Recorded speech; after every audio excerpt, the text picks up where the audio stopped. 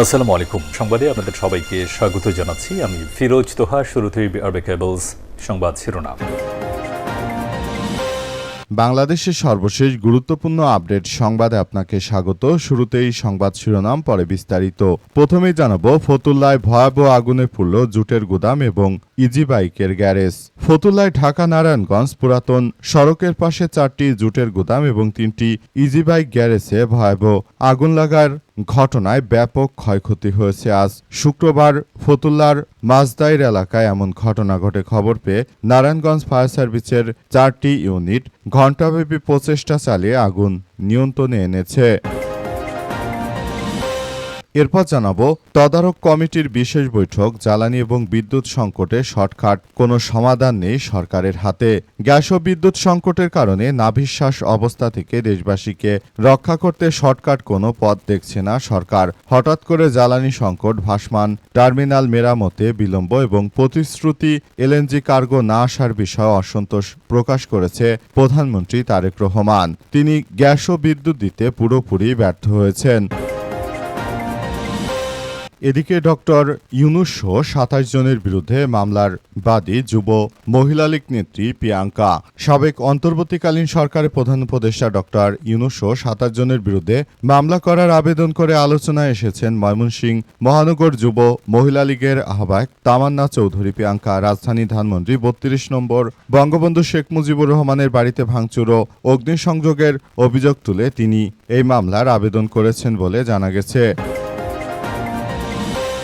এবারে জানাবো, রাজধানীতে হামলার শিকার সেই শ্রমিক দল নেতার মৃত্যু। রাজধানীর শেরেবাংলা নগরে সোহরাওয়ার্দী মেডিকেল কলেজ হাসপাতালের সামনে প্রতিপক্ষের হামলায় আহত সেই শ্রমিক দল নেতা আবু বকর সিদ্দিক রাসেল চিকিৎসাধীন অবস্থায় মারা গেছেন আজ বেলা 1:38 জাতীয় অর্থোপেডিক এবং পুনর্বাসন কেন্দ্রে তার মৃত্যু হয়েছে বলে জানা গেছে। এবং সর্বশেষ জানাবো, রাজধানী ঢাকার উত্তরায় ঘাঁটি ঘিরে দেশজুড়ে চীনাদের অপরাধের জাল, বিদেশি প্রতারণা।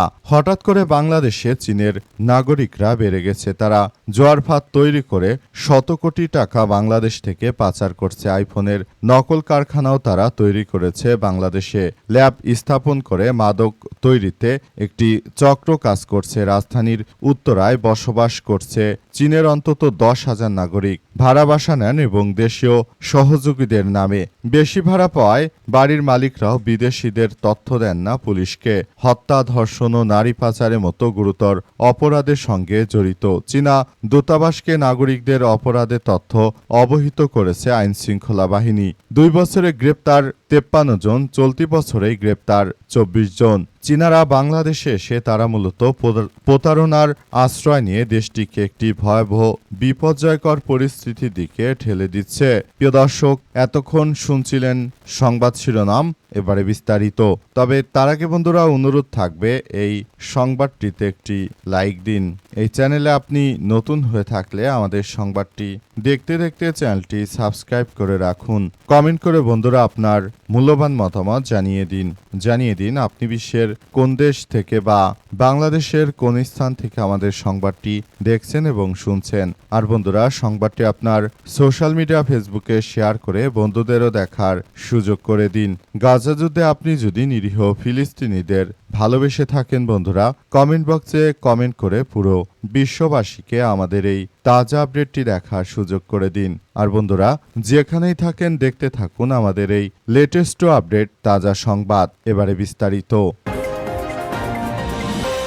ফতুল্লায় ভয়াবহ আগুনে পুড়ল জুটের গুদাম এবং ইজি বাইকের গ্যারেজ।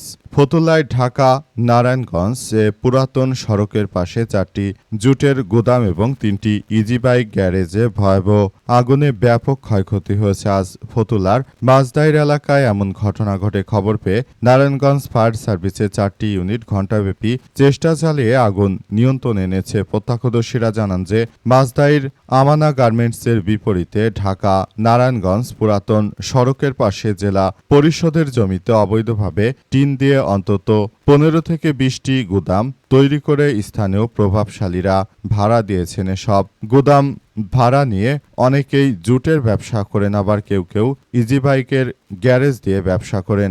শুক্রবার ভোর 6টার দিকে সব গুদামের কোনো একটিতে আগুন ধরে দ্রুত আশপাশের গুদামগুলোতে ছড়িয়ে পড়ে। আগুনের তীব্রতা এতটাই বেড়ে যায় যে উক্ত এলাকার আশপাশে সবাই খুবই বিপজ্জনক এক পরিস্থিতির মধ্যে পড়ে যায়। শেষ পর্যন্ত এই পরিস্থিতি থেকে বেরিয়ে আসার জন্য সর্বাত্মকভাবে কার্যক্রম চালিয়ে যাওয়া হচ্ছে। দেশটাকে একটি সন্ত্রাসের অভয়ারণ্য থেকে রক্ষা করার জন্য সবাইকে আরও বেশি সতর্ক ও সজাগ দৃষ্টি দিতে হবে। দেশটিকে একটি ভালো অবস্থানে নিয়ে যাওয়ার জন্য সবাইকে আরও বেশি সতর্কতামূলক কার্যক্রম শুরু করতে হবে বলে উল্লেখ করা হয়েছে। দেশটিকে এক ভয়াবহ বিপর্যয়কর পরিস্থিতির হাত থেকে রক্ষা করা এই মুহূর্তে আমাদের সবার জন্য খুবই গুরুত্বপূর্ণ একটি ইস্যু হিসেবে দাঁড়িয়েছে। বিষয়গুলো আমাদের সবাইকে আরও বেশি ভাবতে হবে বলে উল্লেখ করা হয়েছে। জ্বালানি এবং বিদ্যুৎ সংকটে শর্টকাটের কোনো সমাধান দেখছে না সরকার। তদারক কমিটির বিশেষ বৈঠক। বর্তমান বিএনপি সরকার আসার পর দেশজুড়ে কোনো জ্বালানি ও বিদ্যুৎ দিতে পারছে না। এর ফলে দেশজুড়ে এক ভয়াবহ বিপর্যয়কর পরিস্থিতির সৃষ্টি হয়েছে। দেশটা যদি এভাবে চলতে থাকে তাহলে এই দেশ কখনোই আর ভালো অবস্থানে যাবে না। দেশের প্রতিটি জায়গায় জায়গায় এখন লোডশেডিংয়ের তীব্রতা এতটাই বৃদ্ধি পেয়েছে যে বর্তমান সরকার আসলে পুরোপুরি কোনো কিছুই করতে পারছে না। সরকার এখন জ্বালানি আমদানি করার ক্ষেত্রে পুরোপুরি ব্যর্থ হয়েছে। এই ব্যর্থ সরকার দেশে আসলে কোনো কিছুই দিতে পারছে না। সরকার ক্ষমতা আসার আগে যে বাংলাদেশে স্বয়ংসম্পূর্ণ ছিল গ্যাসে, এখন দেখা যাচ্ছে যে সেই বাংলাদেশ পুরোপুরি অন্ধকারে নিমজ্জিত হচ্ছে। অথচ এই রাষ্ট্রপ্রধান ক্ষমতা আসার পর এই রাষ্ট্রের একদম ধ্বংসস্তূপে পরিণত হয়েছে। দেশের প্রতিটি সেক্টর ধ্বংস হয়ে যাচ্ছে। চাঁদাবাজি, রাহাজানি, সন্ত্রাসী সহ এমন কোনো ঘটনা ঘটছে না যেগুলো বর্তমান সময় হচ্ছে না। এটি বর্তমান সরকারের সবথেকে বড় ভয়াবহ বিপর্যয়কর পরিস্থিতির সৃষ্টি করেছে। অবস্থা যদি চলতে থাকে বাংলাদেশ দেউলিয়া হয়ে যেতে আর কোনো অপেক্ষা করছে না। দেশটাকে যে ভয়াবহ সংকটের মধ্য দিয়ে ঠেলে দেয়া হচ্ছে, এখান থেকে বাংলাদেশকে বেরিয়ে আসা খুবই চ্যালেঞ্জিং ব্যাপার হয়ে দাঁড়িয়েছে। কিন্তু বর্তমান ব্যর্থ সরকার সেটি পুরোপুরি তিনি ব্যর্থ হয়েছেন বলে জানা যাচ্ছে।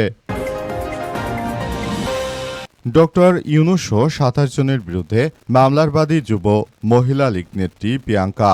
সাবেক অন্তর্বর্তীকালীন সরকারের প্রধান উপদেষ্টা ডক্টর ইউনূসসহ ২৭ জনের বিরুদ্ধে মামলা করার আবেদন করেছে। আলোচনায় এসেছে ময়মনসিংহ মহানগর যুব মহিলা লীগের আহ্বায়ক তামান্না চৌধুরী প্রিয়াঙ্কা। রাজধানী ধানমন্ডি ৩২ নম্বরে বঙ্গবন্ধু শেখ মুজিবুর রহমানের বাড়িতে ভাঙচুর এবং অগ্নিসংযোগের অভিযোগ তুলে তিনি এই মামলা দায়ের করেছেন বলে জানা গেছে। কে তামান্না চৌধুরী প্রিয়াঙ্কা? তামান্না চৌধুরী প্রিয়াঙ্কা ময়মনসিংহ মহানগর যুব মহিলা লীগের আহ্বায়ক হিসেবে দায়িত্ব পালন করছেন। স্থানীয় আওয়ামী লীগের নেতাকর্মীদের সঙ্গে কথা বলে সব তথ্য জানা গেছে। তিনি রাজনৈতিকভাবে আওয়ামী লীগকে ব্যবহার করে তিনি ভালোই বেশ পদ পদবিতে উঠে গিয়েছিলেন। তবে দুঃখজনক ব্যাপার যে শেখ হাসিনা পালিয়ে যাওয়ার পর দীর্ঘদিন ধরে তিনি ঘাপটি মেরে থাকার পর অবশেষে প্রকাশ্যে এসেছেন। তিনি আসলে নতুন করে আবারও সবকিছু তিনি কার্যক্রম চালাচ্ছেন। আসলে দেশের মধ্যে এই মুহূর্তে আওয়ামী লীগের পক্ষ থেকে যারাই মামলার আবেদন করছে ইউনূসসহ যেসব উপদেষ্টা কিংবা সমন্বয়কদের বিরুদ্ধে, বর্তমান কিন্তু সেগুলো কার্যকর হচ্ছে না। বর্তমান বিএনপি সরকার ক্ষমতায় থাকার কারণে মূলত কোনো ধরনের মামলাই কার্যকর হচ্ছে না। সুতরাং বিষয়গুলো সবাইকে আরও বেশি সতর্ক থাকার ব্যাপারে বলা হচ্ছে। এই ধরনের হামলা মামলা করে বর্তমান ইউনূস সরকারের বিরুদ্ধে কোনো কাজ হবে না, কারণ বিএনপি সরকার তো তাদেরই লোক। সুতরাং বিএনপি সরকার আমলে ইউনূস সরকারের বিরুদ্ধে কোনো মামলা হবে না। যারাই মামলা করবে বরঞ্চ তারাই এখন বিপর্যয়ের মুখোমুখি হতে পারে। রাজধানীতে হামলার শিকার সেই বিএনপির সন্ত্রাসী শ্রমিক দল নেতার মৃত্যু হয়েছে, আলহামদুলিল্লাহ। রাজধানী শেরেবাংলা নগরে সোহরাওয়ার্দী মেডিকেল কলেজ হাসপাতালের সামনে প্রতিপক্ষের হামলায় আহত সেই শ্রমিক দল নেতা আবু বকর সিদ্দিক রাসেল চিকিৎসাধীন অবস্থায় মারা গেছে। আজ 1:38 মিনিটে জাতীয় অর্থোপেডিক ও পুনর্বাসন কেন্দ্রে তার মৃত্যু হয়েছে। পুলিশ জানায় শ্রমিক দল নেতা নিহতের পর তার মরদেহ সুরতহাল শেষে শহীদ সোহরাওয়ার্দী হাসপাতালে ভর্তি করা রাখা হয়েছে। জানা যাচ্ছে যে এই ঘটনাটি এমন এক সময় ঘটল যখন বিএনপির নেতারা মূলত এই ধরনের কার্যক্রম করছে। নিহতের স্ত্রী শিরিন আক্তার বলেন, মোহাম্মদপুর ৩২ নম্বর ওয়ার্ড যুবদল নেতা জাহিদ মোড়লের নির্দেশে আমার স্বামীকে সোহরাওয়ার্দী হাসপাতালের সামনে তার সন্ত্রাসী বাহিনী কুপিয়ে আহত করে এরপর তাকে চিকিৎসার জন্য পঙ্গু হাসপাতালে ভর্তি করা হয়। আজকে চিকিৎসাধীন অবস্থায় তার মৃত্যু হয়েছে। এই ঘটনায় তিনি তার স্বামীর মৃত্যুর ঘটনায় পুরোপুরি তিনি ভেঙে পড়েছেন। নতুন করে তিনি মূলত এই ভয়াবহ এক বিপর্যয়কর পরিস্থিতির আসলে জন্ম দিয়েছেন। নতুন করে তিনি মূলত বিএনপির এই নেতা আবারও এক ধরনের সমস্যার মধ্য দিয়ে যাচ্ছে। অবস্থা চলতে থাকলে দেশে আবারও এক ভয়াবহ বিপর্যয়কর কার্যক্রম আসলে সৃষ্টি হচ্ছে। অবস্থা চলতে থাকলে আরও বেশি ভয়াবহ এক বিপর্যয়কর পরিস্থিতি চলবে।